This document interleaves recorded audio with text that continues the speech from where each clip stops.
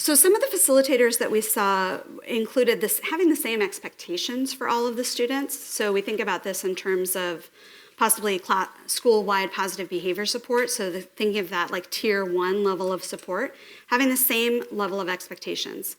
A lot of us need reminders about how to interact with one another. A lot of us need ground rules in terms of social skills and teamwork and problem solving. And a lot of us need sort of those reminders, and it's okay to have the same expectations. It's okay to teach typically developing learners those skills explicitly along with a child with autism. The other huge facilitator that we saw was this idea of high-interest materials and a creative outlet, a place that we could really explore and create and try and test new things in a safe space. So we saw a lot more creativity when it was opened up to this larger space, that idea of the goal, right? This idea that I'm not competing against you, these aren't my materials and your materials, and I'm creating something and I have to peek over at yours. No, we're doing this together, and we're creating it together, and this is ours.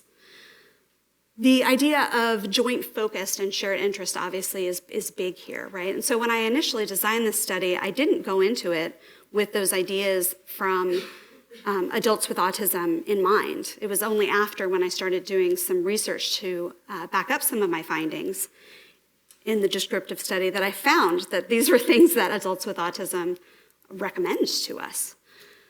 Alternative forms of communication. So there were some, right? So with the help cards, and I think we had help and stop and I need a break, and things that you might find traditionally in a classroom. But we didn't have a lot of alternative forms of communication, so I think that was one way that we could have expanded this. And another facilitator was this idea of shared space and lack of ownership of materials. If everybody has sort of their own materials, then they're expected to do their own thing. When we share our materials and we share a space, we're much more likely to get at that idea, at least, of membership and belonging. Because we didn't go into this study explicitly looking for those things, I can't say with certainty that these facilitators led to membership and belonging per se, but I do see that there is some connection, some overlap.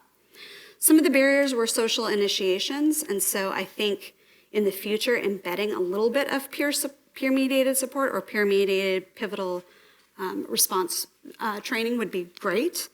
Motor skills could be an issue with some of the students because the robots that we use were really tiny and could be difficult to manipulate.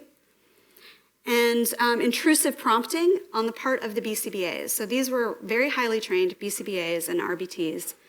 And we wanted to do a study that was completely the antithesis of what we're typically trained in applied behavior analysis, and that is just wait, sit back and wait and see what happens, right? We're told never to do that, right? We can sit back and wait, but we have to contrive the antecedents and the behavior and the consequences.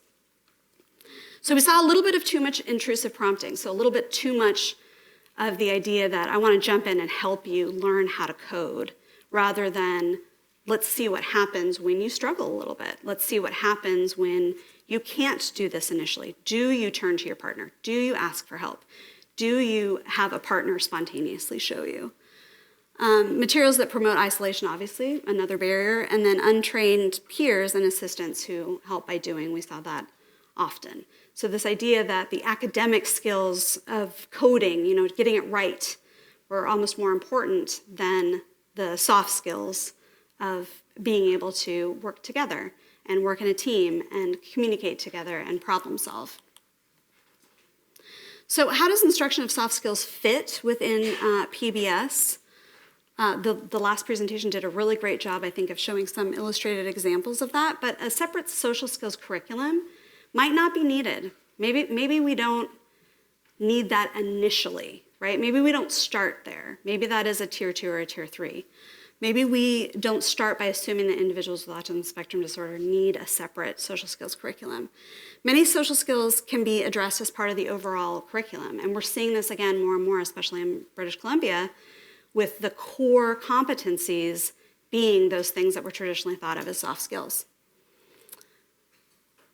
Can they be in the overall school's behavior support? So can they be in school-wide positive behavior supports? Can they be embedded in character education?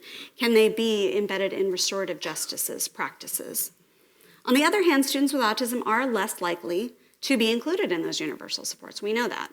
So there's a danger in saying, let's only do those universal supports and abandon all of the things that we know are best practice in terms of social skills development. But can we cultivate that environment a little bit more and provide a little bit more for everyone so that all of our students benefit?